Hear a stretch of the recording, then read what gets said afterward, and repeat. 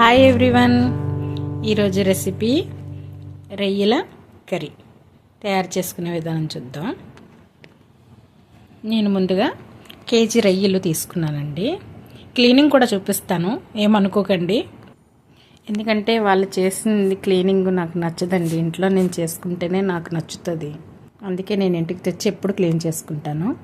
Clean చేసుకునేది కూడా చూపిస్తాను. ఇప్పుడు చూడండి, దీని మీద మనకి తొక్క ఉంటుంది కదా, అదే తీసేసుకోవాలి. తీసేసుకున్న తర్వాత దాని వెన్ను పైన మనం ఇలా కట్ చేసుకుంటే మట్టి ఉంటుందండి, సన్నపటి తీగలాగా మట్టి. అంటే వాళ్ళు తినే ఫుడ్ అనమాట అది. మనం అలానే వండేసుకున్నాం అనుకోండి, మనకి ఇసుకగా తగులుతుంది అనమాట. ఎందుకంటే కొద్దిగా పెద్ద సైజు రొయ్యలు కదా, అందుకే వెన్ని కట్ చేసి ఆ తీగని తీసేసి క్లీన్ చేసుకోవాలి. అలానే నేను అన్నీని క్లీన్ చేసుకున్నానండి. ఇక్కడ క్లీన్ చేసుకుని వాటర్తో వాష్ చేసుకుని బాగా పసుపు వేసి లాస్ట్లో కడుక్కుంటానండి. ఎందుకంటే అలా క్లీన్ చేస్తేనే ఆ స్మెల్ అనేది ఉండదండి. పసుపుతో ఎప్పుడు క్లీన్ చేస్తాను. అలా క్లీన్ చేసేసి పక్కన పెట్టేసుకుందాం. పక్కన పెట్టుకున్నాక ఇప్పుడు దానికి కావాల్సిన పదార్థాలు ఏంటో చూద్దాం. ఫస్ట్గా పచ్చి కొబ్బరి అండి. నేను బౌల్లో తీసుకున్నాను, కట్ చేసి పెట్టుకున్నాను. 2 ఆనియన్స్ దీనికి పేస్ట్ చేసుకున్నాను. ఇప్పుడు 2 టమాటీలు పెద్ద సైజువి తీసుకొని అది కూడా పేస్ట్ చేసేసుకున్నానండి. ఇప్పుడు మనం ముందుగా కడిగి పెట్టుకున్న రొయ్యల్ని మ్యారినేట్ చేసుకోవడానికి ఫస్ట్ పెద్ద నిమ్మకాయ తీసుకున్నాను. కట్ చేసి దాని రసం అంతా పిండేసుకున్నాను. పిండుకొని అల్లం వెల్లుల్లి పేస్ట్ 1 స్పూన్ వేసుకుంటున్నాను. చూడండి, ఇక్కడ మా ఇంట్లో 2 పెద్ద మనుషులు ఉన్నారు. ఈవేళ రొయ్యల కర్రీ కదా, చూడండి ఎలా వచ్చి కిచెన్లో చూస్తున్నాను మమ్మీ ఏం చేస్తున్నారు అని. చూసారా?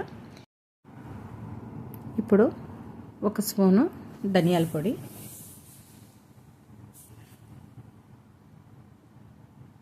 వేసుకున్నాక 1 స్పూను జీలకర్ర పొడి, తర్వాత గరం మసాలా పొడి 1 స్పూను, తర్వాత కారం 1 స్పూను, తర్వాత 1/2 స్పూన్ పసుపు, తర్వాత సాల్ట్ 1 స్పూను వేసుకుని బాగా కలిపేసుకోవాలండి. బాగా మసాజ్లా చేసి కలిపి ఒక అరగంట సేపు పక్కన పెట్టుకోవాలి. అరగంట సేపు పక్కన పెట్టుకున్నాను కదండి. ఇప్పుడు స్టవ్ వెలిగించి దీన్ని ఫ్రై చేసుకోవడానికి ప్యాన్ పెట్టుకుందాం. చూడండి, మా పెద్ద మనిషి ఎలా కూర్చొని చూస్తున్నాడో. ప్యాన్ పెట్టలేదు ఇంకా, పెట్టే ముందే చూస్తున్నాడు అనమాట, వేపుతున్నావు కదా అని. ఇప్పుడు ప్యాన్ పెట్టుకుందామండి.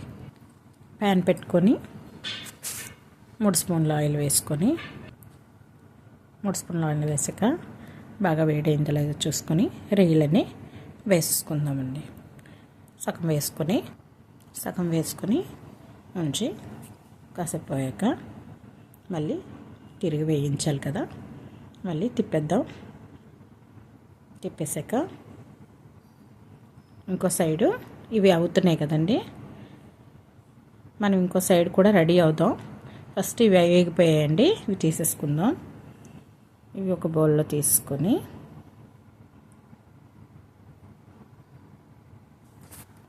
ఇంకో సైడ్ నేను ఫస్ట్ ముందు కళాయి పెట్టేసుకున్నానండి. ఇంకా తీయకనే అవి వేగుతున్నాయి, కాసేపు వేగనివ్వండి.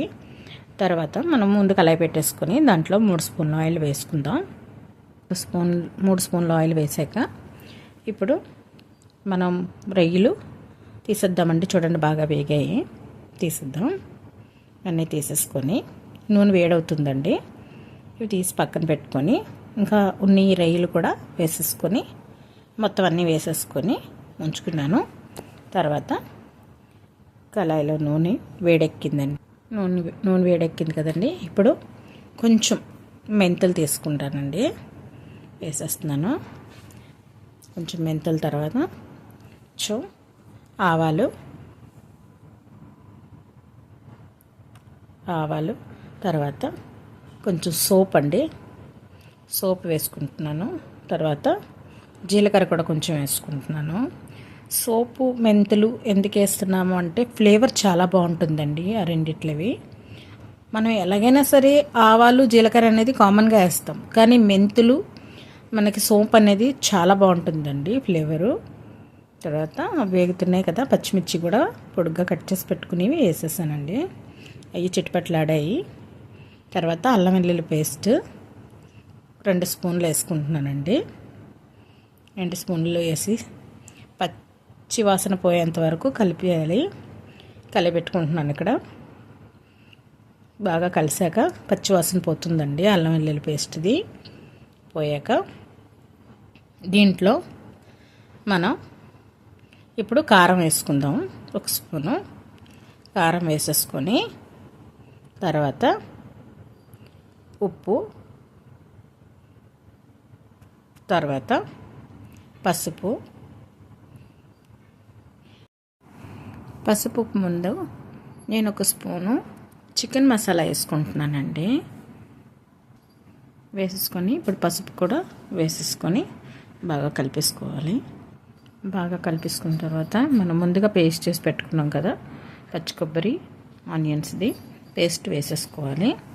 వేసేసుకొని కొంచెం పచ్చివాసన పోయేంత వరకు వేయించుకోవాలి. బాగా వేయించుకుంటూ బాగా వేయించేసుకోవాలండి. కొంచెం పచ్చివాసన పోయేంత వరకు వేయించుకోవాలి. చూడండి బాగా ఉడుకుతుంది కదా, దగ్గర పడుతుంది. దగ్గర పడిన తర్వాత టమాటా ప్యూరీ ఉంది కదండి, అది కూడా వేసేసుకోవాలి. సగం వేసుకున్నాను. వేసుకొని ఇప్పుడు కలిపేసుకుంటున్నాను. కలుపుకొని బాగా పచ్చివాసన పోవాలి. మిగతాది కూడా వేసేసుకుంటున్నాను. వేసేసుకొని మొత్తం పచ్చివాసన పోయేంత వరకు కలుపుకోవాలండి. కలుపుకొని కొంచెం ఆయిల్ విడిచిపెడుతున్నట్టుగా కలుపుకోవాలి. కలిపేసుకున్న తర్వాత చూడండి ఉడుకుతుంది బాగా. చూడండి ఇప్పుడు ఎలా కలర్ మారింది కదా. కలర్ మారాక మనం ముందుగా వేయించి పెట్టుకున్నాం కదండి రొయ్యలు, అవి వేసేసుకొని మొత్తం అన్నీ వేయించేసుకున్నానండి నేను. అవి మొత్తం వేసేసుకొని ఇప్పుడు మూత పెట్టుకున్నాను. లో ఫ్లేమ్లో, అంటే మరీ లో ఫ్లేమ్ కాకుండా మీడియం ఫ్లేమ్లో పెట్టి మూత పెట్టి ఉడికించుకున్నాను. చూడండి ఇప్పుడు మనం మూత తీసి ఒకసారి కలుపుకుందాం. చూడండి ఆయిల్ చూసారా పైకి ఎలా తేలిందో.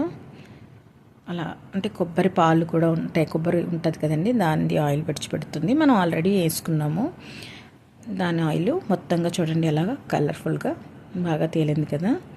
రొయ్యలు ఆల్రెడీ ఉడికిపెట్టి పెట్టుకున్నాం. మనకు ఆల్రెడీ పేస్ట్స్ అన్నీ పచ్చివాసన పోయేంత వరకు ఉడకబెట్టుకున్నాం కాబట్టి ఎక్కువ టైం తీసుకోదండి కర్రీ అయిపోవడానికి. ఇప్పుడు ఒకసారి కలిపేసుకొని నేను చూసానండి, దాంట్లో కరివేపాకు వేసుకొని మళ్ళీ కలిపేసుకొని కాసేపు మూత పెట్టి ఉంచి కుక్ అవుతుందండి. కుక్ అవనిచ్చాక చూడండి మళ్ళీ మూత తీసి చూపిస్తున్నాను. చూడండి ఎలా గ్రేవీ ఆయిల్తో కలరు ఎంత బాగుందో గ్రేవీగా. కానీ రైస్తో చాలా బాగుంటుందండి. మీరు ఒకసారి టేస్ట్ చేయండి. మీరు ఇలానే ట్రై చేస్తే మాత్రం కరెక్ట్గా అలానే వస్తుందండి. వేడి వేడి అన్నంలోకి వేసుకొని తింటే చాలా బాగుంటుందండి. ఈ వీడియో కనుక మీకు నచ్చినట్టయితే లైక్, షేర్, సబ్స్క్రైబ్ చేయండి. Thank you.